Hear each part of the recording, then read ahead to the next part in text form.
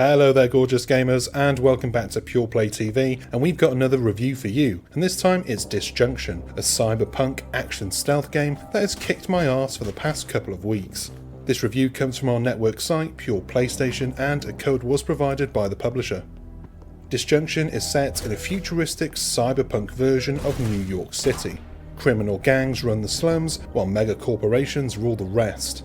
Activists and bad guys collide, and you'll find yourself in the middle of it all, playing not as just one, but three characters in an intertwining story that changes depending on your actions.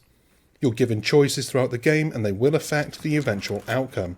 However, I'm not nearly good enough at this game to make it through multiple endings, and I can count myself fortunate I even made it through to the end once. Disjunction is not an easy game. On console, I played a brief demo on PC before release and, as is my nature, I did it by running and gunning my way around. With a mouse, aiming is easy. With a controller, aiming is a bit of a pain.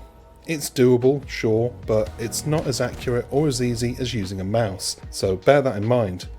For that reason, I felt like I was forced towards using stealth much more when I played on PS5. I wouldn't say that's a bad thing though, because once you realise that each level is essentially a puzzle, it becomes a matter of waiting, watching and memorising patrol patterns and then using the skills and equipment of the three characters at the right time. Aiming becomes secondary as stealth takes centre stage, and you'll feel like an absolute beast when you finally do make it through a tricky section by Sam Fishering your way to success. I know that because I spent 1 hour on a single level, constantly failing, swearing my head off and wishing toothache on the developers, before finally sneaking my way to success. It's not easy then, and patience really is a virtue when it comes to Disjunction. Disjunction gives you control over three playable characters. They're all different with their own motivations within the story, and they all play and move differently with their own skill sets, abilities and signature weapon.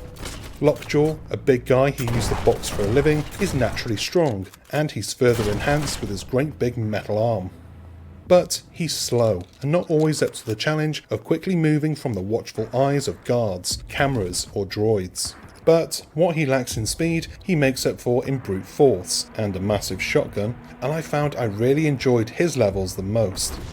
Frank is the middle ground character. He's quite quick, which is useful for darting past patrols, but he carries a pistol as his weapon of choice. Accuracy is key for taking Frank into a fight, so I tended to avoid trouble where I could, instead opting to stealth my way around the bad guys or clobber them over the back of the head with a sucker punch from behind. Rounding out the cyber trio is Spider, with her blistering speed and spray and pray Uzi, which was fun, but it encouraged me to try to drop stealth in favour of trying my hand at Hotline Miami style shootouts. I'm not ashamed to say that I'm rubbish at such games, so I found her missions to be among the most difficult and time consuming.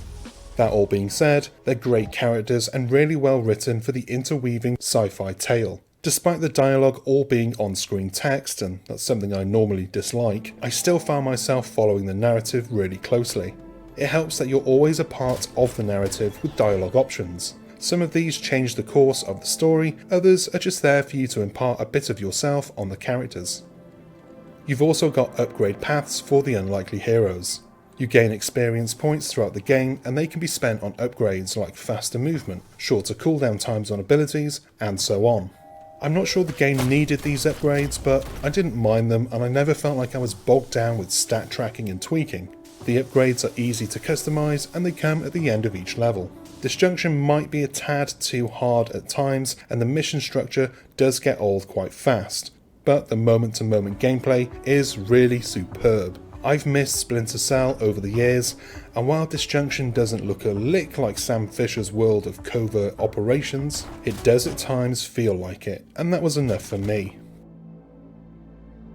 And that is the end of this review. I hope you enjoyed it and found it useful, and if you did, do us a solid, go down below, hit the like and subscribe buttons, as well as the bell icon, so that whenever we upload new stuff, you get a little notification.